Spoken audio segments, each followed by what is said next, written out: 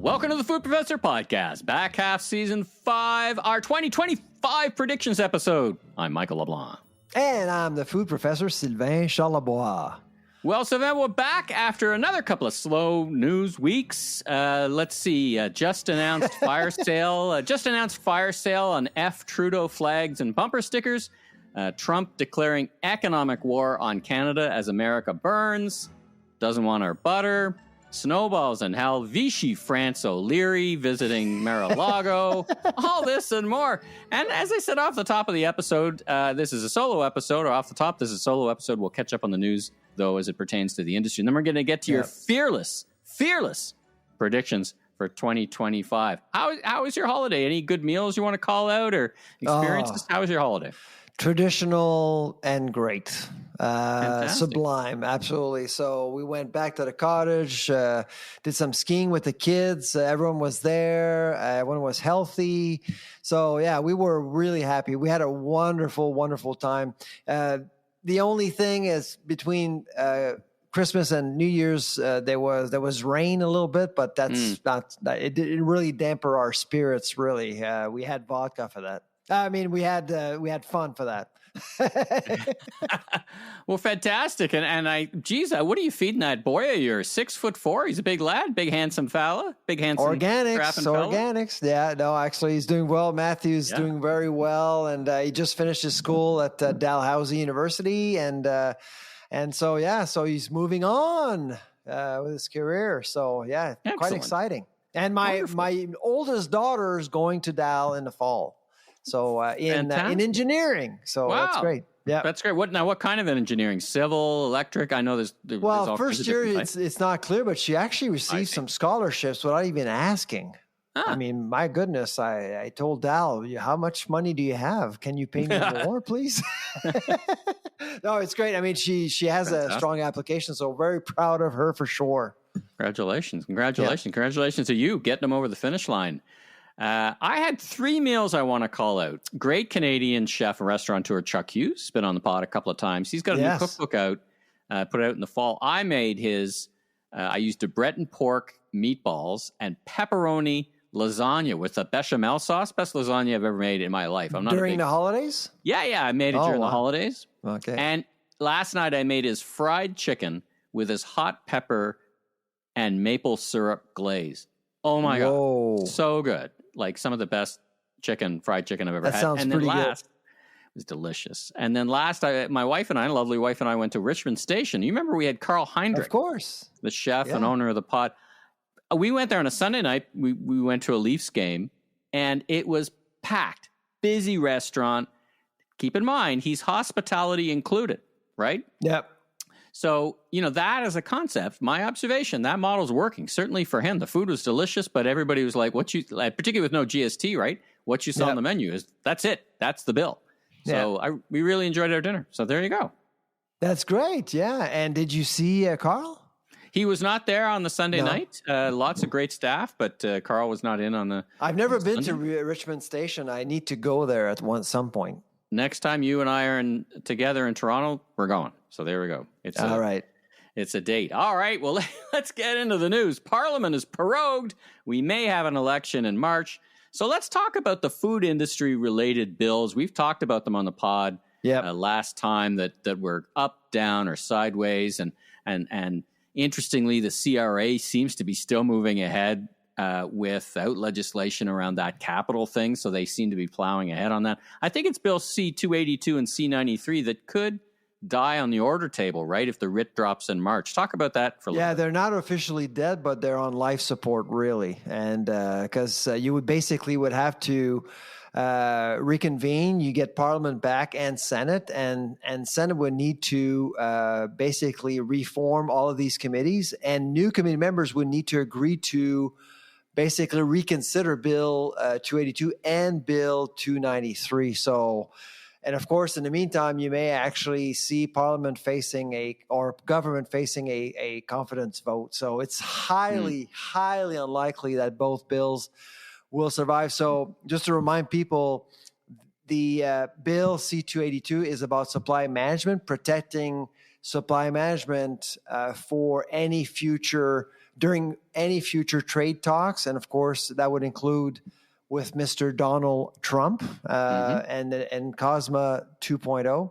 And Bill C-293 is what I would call the Canada's Vegan Act, Section L, looking at promoting animal proteins. A funny story about that, just before the holidays, I actually connected with Nate Esquire Smith, the sponsor of the bill itself. We were supposed to basically do a podcast together about Bill C-293.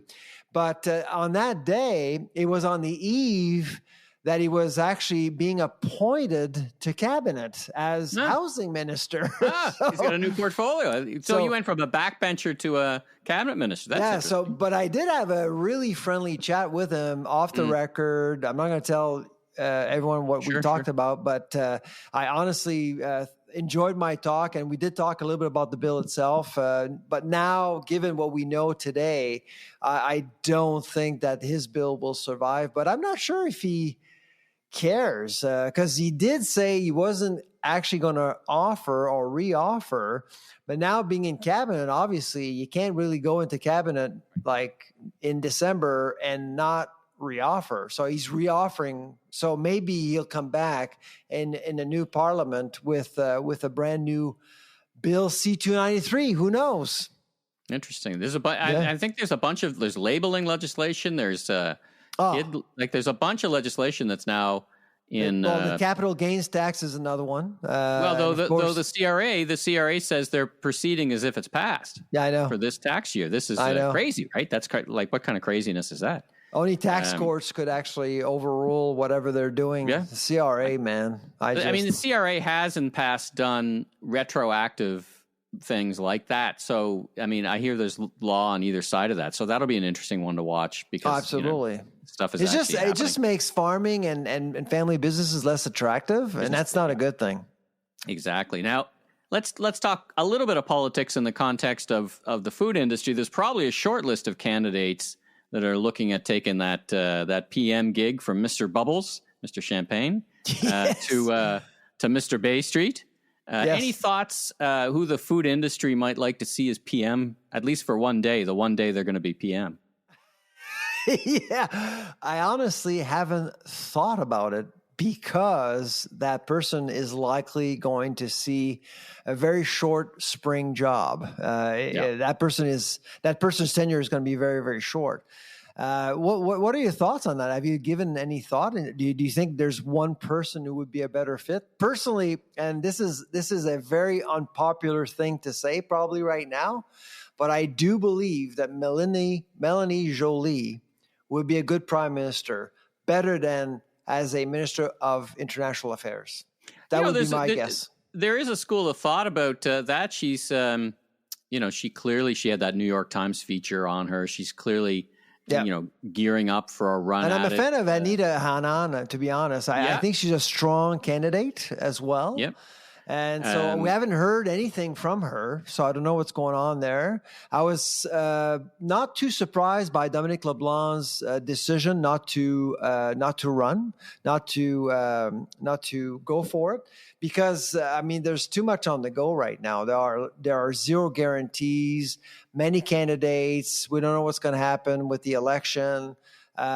He's had some health issues as well. He's got an important portfolio right now with finance. So I actually understand why he actually opted out.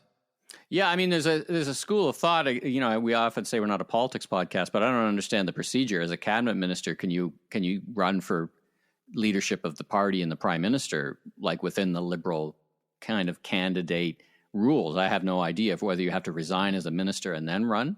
And as you say, I can't. Trudeau has left us in a terrible position. So if you're going for it, you need to resign from cabinet. Yes. So so we're looking at least 2 cabinet shuffles before the next election. Well, the irony is my cousin, distant cousin, Mr. LeBlanc, he's got the best retail politics chops of them all. There's some other premiers who could run, but French would hold them back. A lack of French, because you need to, you can't do a debate in the province of Quebec. If you're running for, if you're a leader, you can't do a debate in the province of Quebec and not speak French. Obviously, Chrystia Freeland.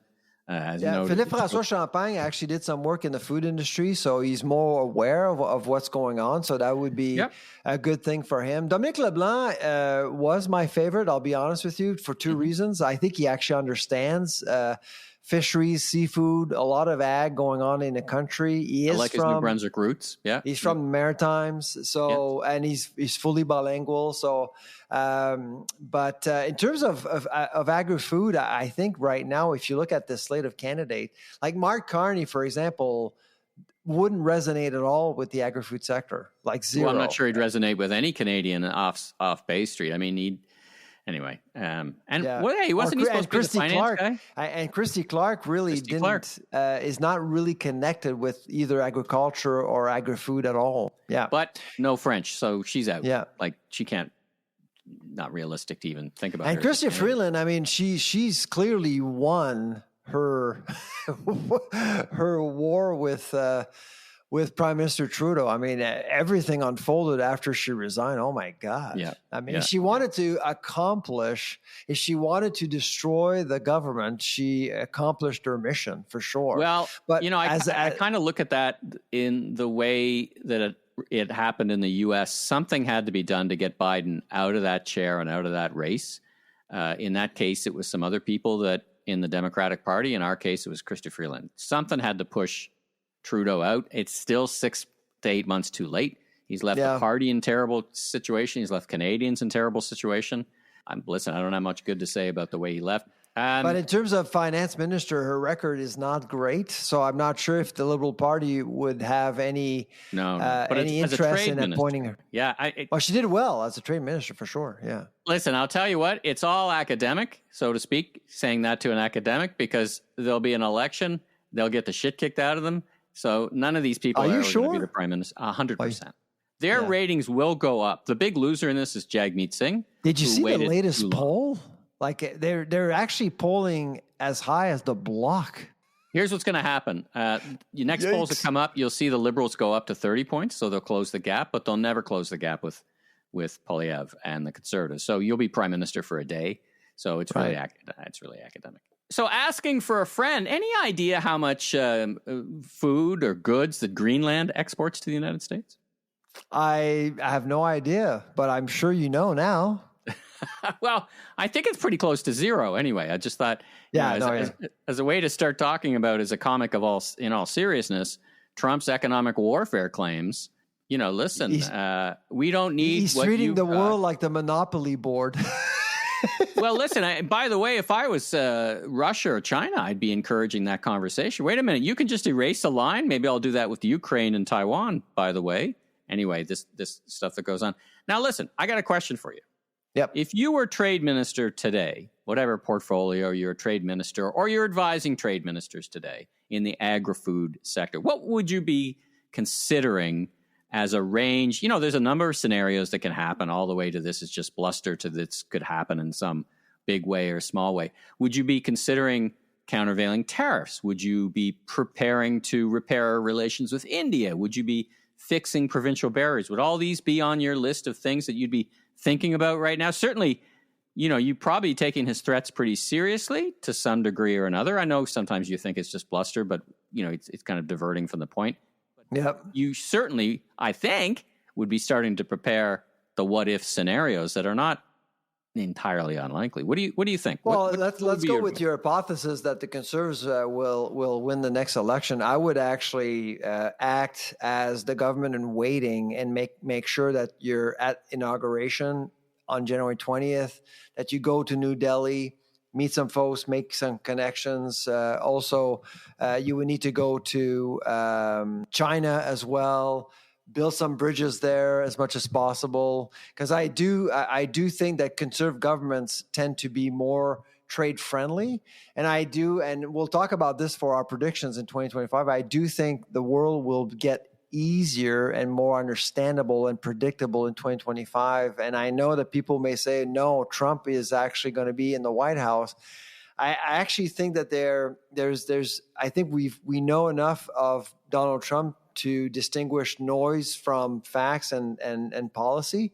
But I do think that right now, Pierre Poilievre has a really important role.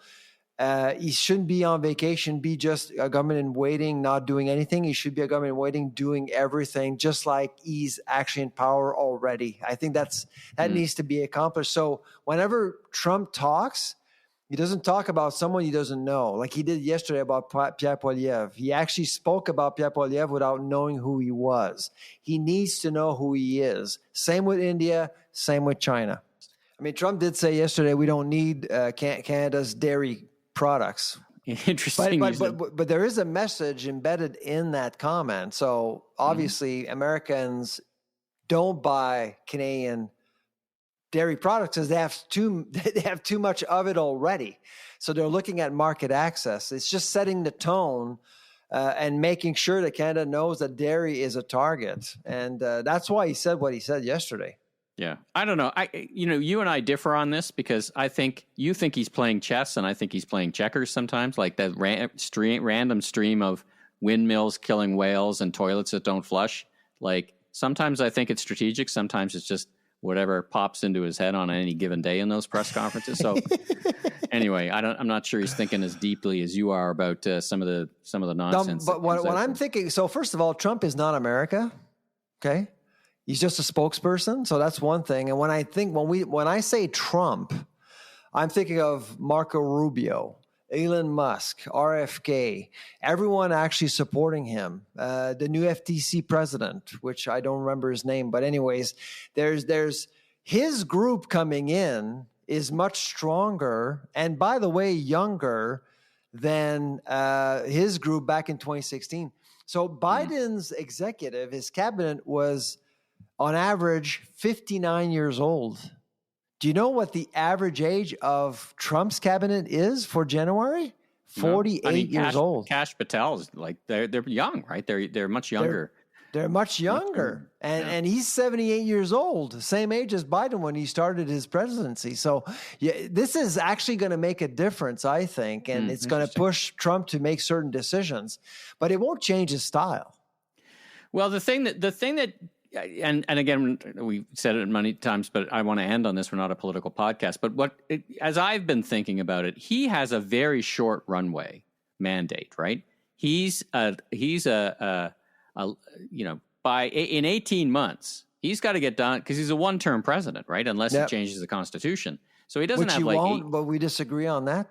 I think there's a legitimate case that he's going to try and he could be successful because weird stuff happens every day. Vocally, you will try, but no matter what, and you're already seeing cracks. And you mentioned a bunch of young people. You mentioned a bunch of names. Interesting. MAGA's all fighting with each other already. Like the game hasn't even started yet, and they're all picking sides, right? So I know. The hardcore MAGA guys are fighting with Elon. And listen, once he takes that office, we're going to see. So let's get to that. We got an interesting year, listeners. We're going to have an interesting year coming up. Now, listen, just before we get back, I want to take a break from the news, and I want to get on to the Magnificent Seven, as I've called them. But a couple of quick things. I want to circle back on the Listeria story. Did you catch the fact that Danone pulled all their business from that third-party packer, and they've declared bankruptcy? Did you catch that?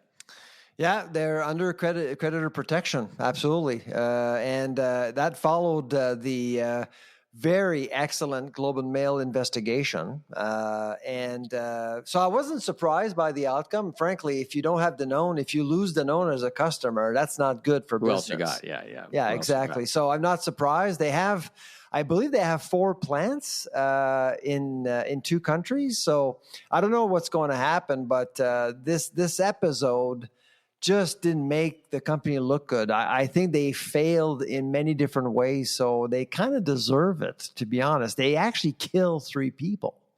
That's not nothing. That's not nothing. And I'm so thankful for the Globe and Mail to have covered this story. I mean, I thought it was just not a good thing that media didn't pick up on it at all over the summer. Yeah, it felt sometimes like on the podcast we were yelling into the dark, but then somebody, I think with your help, picked it up and did some great investigative reporting. And yeah, absolutely. And sunlight is a great disinfectant when it comes to these things, right? So that's right.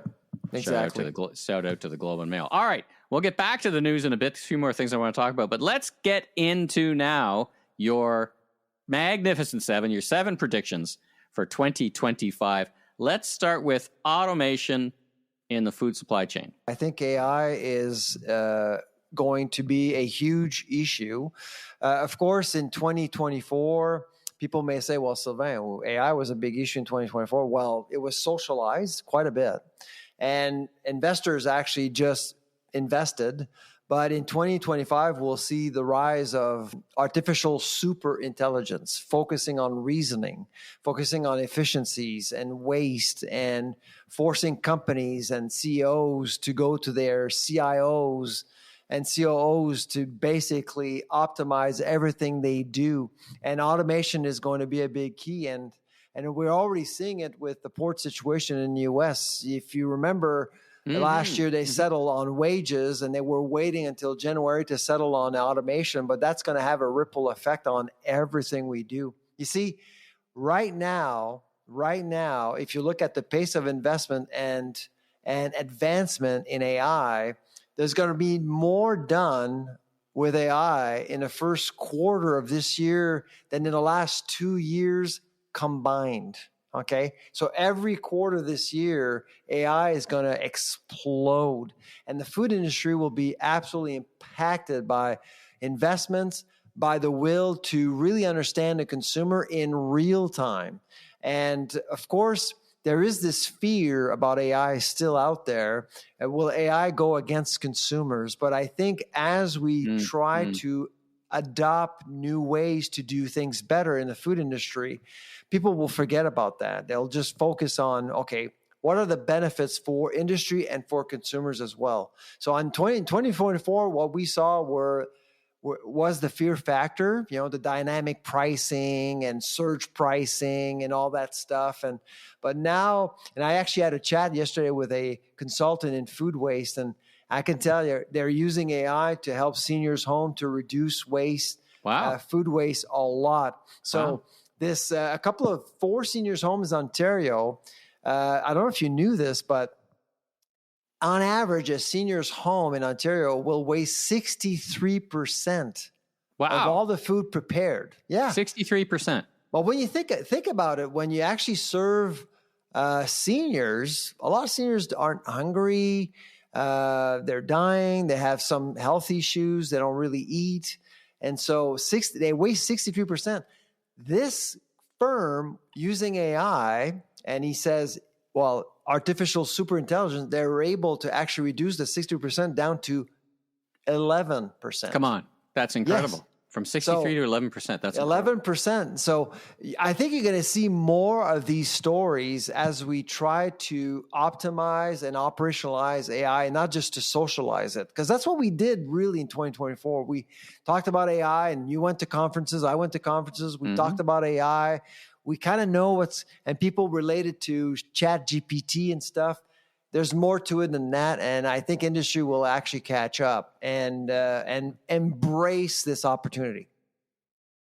Now, your next one, number 2, seems to be the darker side of the AI story: social inequalities in food access. You're connecting AI with the not so positive outcomes here. Well, with the adoption of new technologies, there's always some social setbacks for sure, and this is one of them. I actually do think that a lot of people will be impacted by AI, but typically it would be low wage folks, jobs that are repetitive. My guess with automation in particular, I actually do think that AI will make social inequalities more obvious for this next era. And this next era will probably be 1 to 2 years at least. So a lot of good people will lose their jobs. It's more about skills than knowledge. And it'll take a while for the workforce to adapt to this surge of AI, I think. Do you remember the ERPs? Like forever, people just hired these massive companies. They came in, implemented ERPs, and changed everything, only to realize that it did cost millions and millions of dollars and change the culture of an enterprise. Well, AI will actually go beyond that. It will be easier for companies to optimize everything. However, I do think that a lot of people will become victims, unfortunately. And that's why I've always believed that at some point we need to think about a guaranteed minimum income and things like that from a policy perspective, because there are going to be people left behind as a result of the rise of AI, as far as I'm concerned. I don't know. What are your thoughts about that? I think about it in the context of Scott Galloway, who's a great commentator. He's been on my other podcast, Remarkable Retail. I know Scott a little bit. And he said, listen, you're not going to lose your job to AI, but you're going to lose your job to someone using AI. Yeah. And he makes the case that over the course of history, technology is not a job killer, it's a job creator. That doesn't, at the high level. Absolutely. And I agree with him 100%, because at first, I think there's going to be some social inequalities, but for that transfer to occur, it will take time. Yeah, that's the thing. But I do believe that there'll be more work for more people, not less. More. Or we'll need less people. Maybe we can stop importing so many temporary foreign workers, because as that starts to slow down, that's the other issue. Yeah. Right. I mean, I don't know if you saw, there was a great article in the Globe and Mail, speaking of the Globe and Mail, on automating mushroom picking. Yeah, which has never been there's been lots of stories about mushroom picking and people. We don't need to talk about those, but automating stuff like that, it's pretty incredible, right? So it's a great threshold, or a great. Well, whenever you have this, I mean, I do think that a lot of people out there aren't necessarily estimating this AI wave correctly. It's going to be massive. It's going to be massive in the food industry, I think. Going back to Scott's comments, I agree with him, but it will take time for things to shift, programs to be redesigned, both at the college level, universities, God forbid, they take so much time to adapt to a new reality. And when I go on campus, I see these courses. Oh my goodness, and things are changing so fast, so quickly now. So by the time we realize how big this is, I think a lot of people will be impacted negatively, but at some point we'll see a stronger agri-food sector for sure as a result. Now, you're optimistic for prediction number 3. You're optimistic about operationalizing food waste management. Right? I think your tone here is the industry's going to really get serious about this. Say more. Yeah, but I mean, food waste is a sexy topic because everyone agrees we need to reduce food waste, right? For a variety of reasons. It's to save resources, is to be good for the planet and things like that. But at the end of the day, I mean, I do think that people were wondering, okay, so it's nice to talk about reducing food waste, but how we do it. Mm-hmm. And I think the how is getting clearer now. Going back to our conversation about AI, I actually think that there's going to be more potential and people will be focusing more on food waste because, let's face it, inflation is not going to disappear. As we saw with Canada's food price report, I think food inflation is going to 3 to 5%, right? A bigger problem in 2025, absolutely. And so how do you remain competitive? Well, the one easy thing to do, a low-hanging fruit, is to reduce whatever you're doing, whatever waste you're generating as a company, as a retailer, as a farmer, as a consumer. So I actually do think that at some point you're going to see less waste because people will actually commit to it. Number 4, mergers and acquisitions. I think you're seeing there a more active market in 2025. Say more. Yeah, that's all about what's going on in the U.S. I actually think that 2024 was a bad year for M&A. Things are going to change. You're going to have a new FTC director, president in the U.S. We saw in December that the Kroger-Albertsons deal was shut down. I expect that deal to be resurrected in some way. I think now they are suing each other, but of course you can always get past that. Exactly, and I do think that at some point, ACT Alimentation Couche-Tard will go after 7-Eleven. I'm predicting I'm predicting in 2025 Let's that hear it. Alimentation Couche-Tard will acquire 7-Eleven. Hey, that's bold. Well, it's been very quiet. That file, so to speak, has been very, very quiet for the past couple of weeks. Exactly. So what do you think? Like in terms of M&A, do you have any thoughts on what's, do you think I'm out to lunch or? Well, I think there's pent-up demand. There's money on the sidelines. There is pent-up demand for sure. There's lots of money on the sidelines as people start to think about where to put their money. It's been years of not a lot of activity. And listen, if you're gonna need to make companies are gonna need to make some serious, bold moves because being safe is more risky, I think, in 2025. Yep. And oftentimes that's M&A activity. Like, absolutely, it's just gonna happen. Just gonna happen. I agree with you 100%. So I think it's going to be. I think Wall Street, Bay Street are all excited about what's happening right now, to be honest. I know that it's not something that people talk about a whole lot, but I actually do feel some energy, renewed energy. And like you said, there's pent-up demand for growth or for companies seeking opportunities. Number 5, ripped from the headlines, DEI and ethical sourcing. So, we've been seeing over the past 6 months or so in the retail sector, we've been seeing Tractor Supply in the U.S., Walmart, Lowe's, all backing away from their DEI campaigns. Now, Costco, interestingly, just made a very strong stance positively for their DEI. You call it DEI challenges and ethical sourcing. Costco's board was against changes, was against any change at all, actually. They're very committed to their DEI strategy. And for people who may not know what DEI means, diversity, equity, inclusion, it is a movement in the corporate world to make sure that people have equal access to opportunities, essentially, and treating people fairly. And it's driven by this will to foster an agenda around social justice, and there's absolutely nothing wrong with that. In fact, we want more of that. But how do we get there? And I think that's really the question here. How do we get there to a better place, a more equal, inclusive place? And I think corporations are starting to ask themselves, maybe there are other ways than just to click boxes, making sure that everyone's represented equally. And it feels to me as well that they have a branding issue. DEI is now seen as woke, pejorative, and it's not good to be woke in 2025, 2026. But it doesn't mean that you can't achieve sustainable competitive advantage by having a diverse board, by having diverse leadership, by having a diverse workforce, by doing all these things.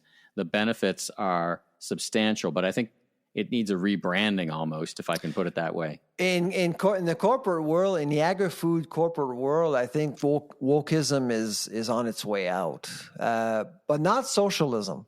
And I think there is going to be a really nice equilibrium between our will to make our workforce more diverse, more inclusive, and on the other hand, making money. I mean, I'd like to see leadership more diverse. And I mean, the workforce organically, just by immigration and natural population in North America, is going to become more diverse, but leadership is a bit stuck, right? Whether it's the presence of women. Well, when you look at the leadership of many companies in Canada, it's not very diverse, and so there's still a lot of unfinished business. So you think 2025 will be a year where they'll take that business on? I do think there'll be more companies saying, you know what, a formula around inclusive diversity is not what we want. We need to come up with our own DEI formula for ourselves. Okay. I think that's what's going to happen. That's what's happening with Budweiser. That's what's happening with John Deere and other companies. All right. Next prediction, the decline of legacy media. We were talking about it earlier on the episode where Polyev does an interview with Jordan Peterson. Trump goes on Joe Rogan. Kamala went on Call Her Daddy. I mean, really, there's a big shift going on here. How do you think of that in the context of the food industry? So I'm going out in left field here for a couple of seconds, so bear with me. I think in 2025, there's going to be a couple of ha-ha moments. I believe, and many American analysts believe, that Trump will actually release many sensitive files around the moon landing, JFK, and other really major historical events. And I suspect that will uncover a lot of things that were never reported. Well, hold on. Are you saying that the moon landing was fake? No, that's not what I'm saying. But I suspect there'll be some things that were never reported. So, as you know, conspiracy theorists are always out there to find, oh my God, they didn't tell us this and didn't tell us that. I'm of the mind that they did go to the moon, but there are probably some things that we will be learning that we didn't know about. It's not made of cheese, for example. Exactly.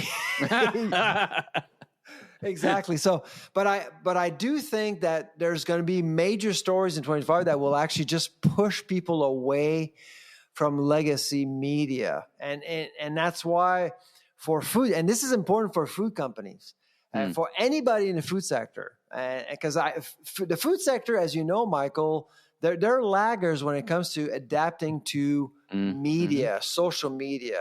You know, we've seen those TikTok moments for cucumbers and butter and things like that, but it's always by accident.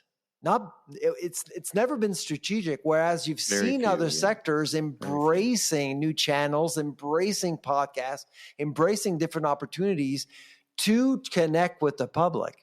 So I think on the one side, you'll see in 2025 major stories that will say, you know what? I've been listening to this station, that TV station, and I'm not getting the full picture. Let's go elsewhere. And that elsewhere will be TikTok. And the reason why I'm mentioning TikTok is that, well, I don't know about you, Michael, but I've noticed that President-elect Trump is very friendly to TikTok. Yeah, Vichy France O'Leary was down there saying, "Hey, by the way, you should take over Canada and sell me TikTok." Like exactly. the 19th, right? The date. So there's a reason why Mr. Trump is actually friendly to TikTok. I think It helped him get elected. It get him elected, and of course we all know that some people are concerned about privacy issues and data and all that stuff. But he's been friendly to TikTok, because I actually do think that there will be a rapprochement, and this is my other prediction for 2025. Well, that's right. This is the bold one. This is number 7, and it's a great segue. It's a contrarian idea, I know, but I do think with China and the U.S. China, exactly. Interesting. Same. So what drives your thinking on this? Is it Trump perspectives? China needs soybeans, man. What is it? China needs soybeans. It needs cheap soybeans. They're paying a premium right now with Brazil. I mean, at some point when you need food, you got to get along. And it takes a while. But keep in mind that the Biden administration never lifted one single sanction Trump implemented against China. Just so you know. Or by the way, against Canada from the aluminum, even though they complained about it. They never changed it. They never exactly. Never revoked that. So I do think that at some point the Trump administration will realize that the world is a better place, a more lucrative place, when both nations get along. And I do think, and the real other reason is that I don't think China is a threat anymore. It's not a threat to become the number one economy in the world. And Trump will be probably comforted by that and will be comfortable basically going ahead and deal with China. The wild card for me is Russia. So will the war in Ukraine end and allow for food to be grown more in that region? I don't know what the approach is going to be, but my guess is that the war in Ukraine will eventually end. But I don't know how, and I don't know when exactly, but it will end with the Trump administration. And food will be a big factor, food and energy. Now, as a sub note to that, do you see an opportunity for our farmers with increased trade, either to China or India? Now, let's talk about India for a minute. We've got, we're not in the best place with India. They think we're harboring terrorists and separatists. They're coming, on the other hand, they're coming here and murdering people. And we're accusing them as well. Well, they're coming here in the U.S. and they're murdering people. Is there a way back into relations with what will be the biggest economy in the world? The best way to get along is to actually allow the other nation to make money. And money actually helps relations. And so that's why I think this rapprochement idea is a good one. I think if you can actually see potentially that you can actually do well and trade well with different partners, you will diplomatically, it fixes a lot of things. So that's why, and with the Conservatives going into power potentially, and I do want to emphasize on the word potentially because I haven't bought into the fact that they will win. Still, I do believe that trades are going to become critical, especially agri-food trades in particular. Well, as if we're going to need to look to other markets, as we always should, open the doors to more trade with China and India is obviously the place. Where are we going to if America wants less of our goods, there's other countries that do, and we got some stuff to sort out, right? All right, exactly. Interesting, bold, provocative. Well, what about your predictions, man? Like, I've been out there explaining my predictions, but what about yours?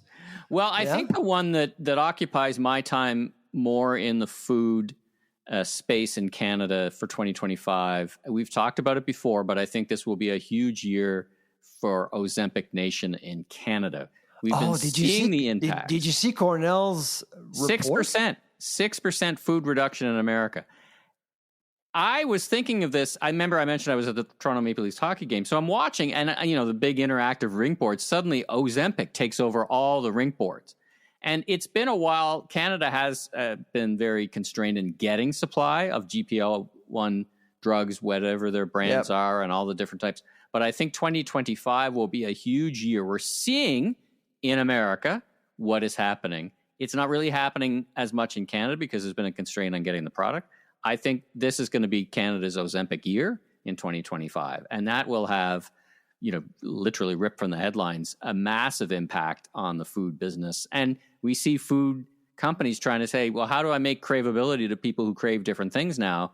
How do I make money, right? So there's a lot of science going into that. So that would be my one. I looked at all your predictions. I mean, I'm very hesitant to make any predictions about what's going to happen between Canada and America. I think we need to make that prediction. Maybe we'll come back in a month or two and see what actually lands. I don't want to do. I'm not doing a prediction. It's tough to predict anything because of Ottawa. I was actually talking to a CTV reporter today, and he was asking me, well, Trump is making a lot of people nervous. I don't think that Washington is making people nervous. I think Ottawa is making people nervous because we have no idea who's calling the shots. Well, I mean, as we said before, Trudeau's just left us in such a terrible place. Now, when Trump at the worst time, the worst time, and it's terrible. But on the 20th, it's one thing to sit in Mar-a-Lago and riff on a bunch of shit. It's another thing. How many premiers are showing up in Washington on January 20th? So I know Smith is going to be there. Well, Ford is going to be there. Ford is right now Ford is speaking for the country right now. I mean, right? He did his interview on Fox was pretty good. Yeah. I mean, listen, as you know, I thought he should have been in that dinner with Trump all along. If I would have brought a premier with me, it would have been, Daniel, would have been LeBlanc and Ford should have been at that dinner. But anyway, so I'm hesitant to make any predictions because, once you get into it, it's kind of like if you're a fan of the Lord of the Rings with this big eye that focuses on, and you don't want the eye focusing on you. I think there's a lot of things that are going to take the focus away from all this stuff in Canada once he gets, it's a complex world, man. He's got Americans blowing up Teslas in front of his hotel in Vegas, and he's got the horrific stuff that happened in New Orleans, and he's got half of LA on fire. I mean, there's, you got to run it's a complex world. So maybe all these things kind of go away. So that's my one prediction, Ozempic Nation in Canada for 2025. And then I'm going to put a sticker will come back on any other predictions with Canada and the U.S. No, it's a good prediction for sure. Yeah. Thank you. All right, well, let's wrap up here with a couple. By the way, go ahead. Sorry, I just want to plug one columnist from the Globe and Mail, Leslie Beck. Mm-hmm. Actually is predicting the same thing as you are, my friend. It's going to be a big year for GLP-1 drugs, including Ozempic. It's one of her 4 predictions of the year, and she's a dietitian. There you go. We're thinking the same things. All right, last couple of things I just want to finish off with. There's some kind of class action suit now in Quebec against Starbucks and Tim Hortons around non-dairy options. I know some of these places continue to charge you if you want a almond or a soy or whatever milk. Is this what this lawsuit's about? Yeah, this is interesting because, as you know, for many years, if you walked into a Starbucks, for example, and you wanted a plant-based dairy beverage to accompany your coffee, you had to pay a surcharge, anywhere between 50 to 80 cents. And, for a while, I thought it made sense like 10 years ago, but prices started to drop like dramatically. And I would say in 2021, 2022, there was parity on the market in Canada. And plant-based solutions were cheaper.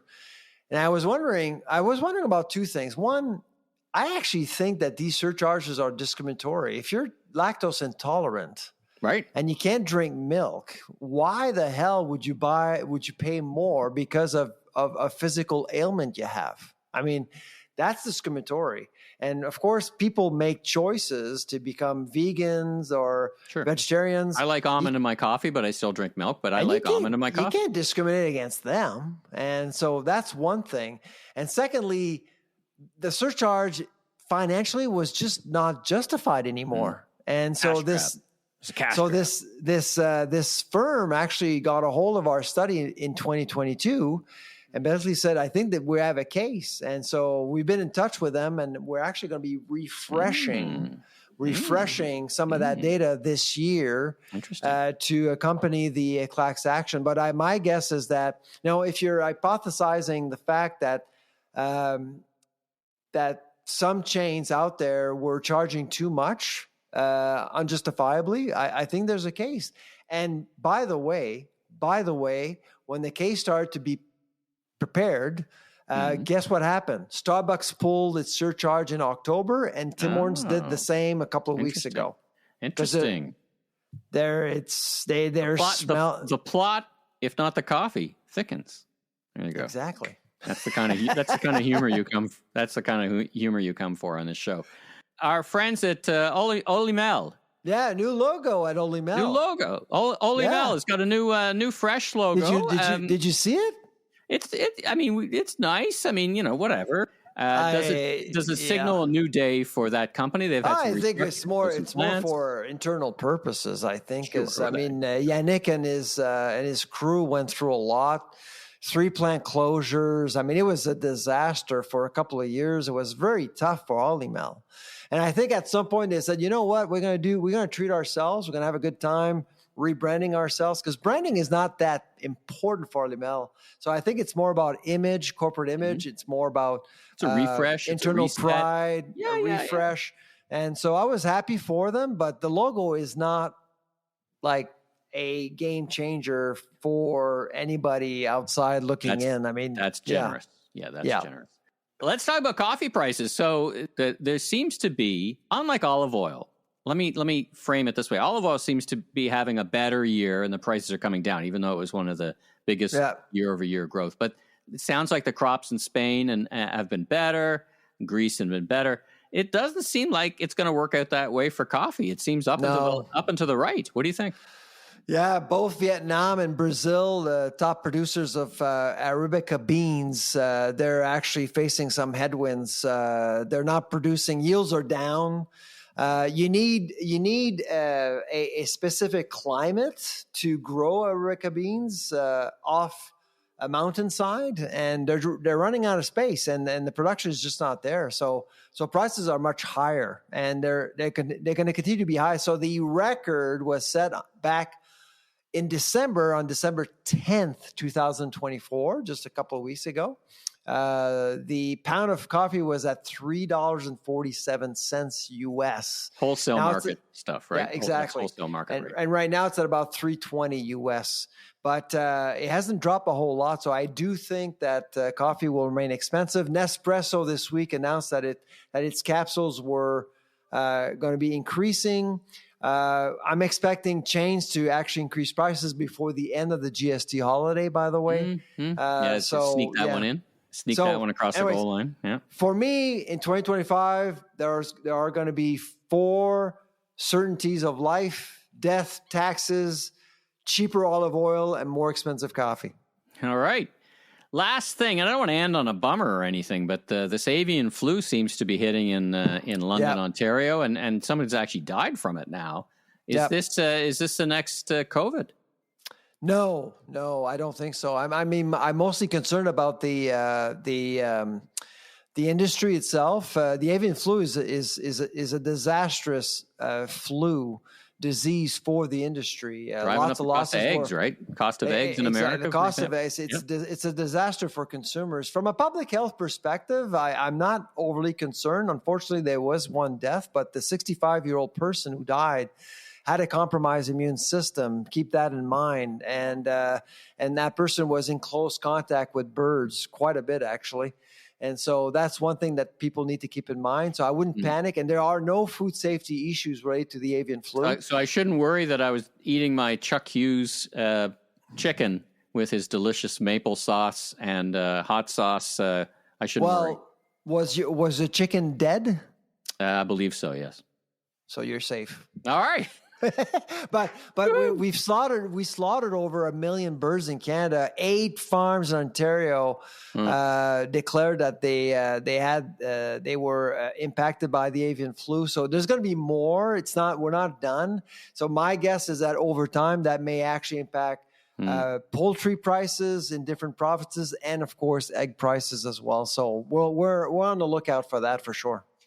All right. Well, lots to talk about as we start 2025. We've got lots of great episodes coming up. We've got a great year, a great rest of our season ahead. We'll be together in Toronto at Seattle coming up in the spring, and then we'll be doing all kinds of other interesting things. And some of these headlines, some of these shows write themselves. So much going on. It's going to be a very dynamic time. I can't imagine a better partner to surf all this stuff along with you. Appreciate you, my friend.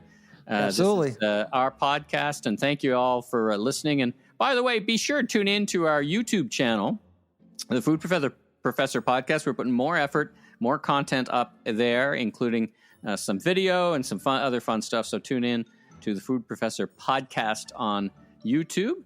Until our next episode, I'm Michael LeBlanc, media entrepreneur, consumer growth consultant, and keynote speaker, and a bunch of other things. And you are?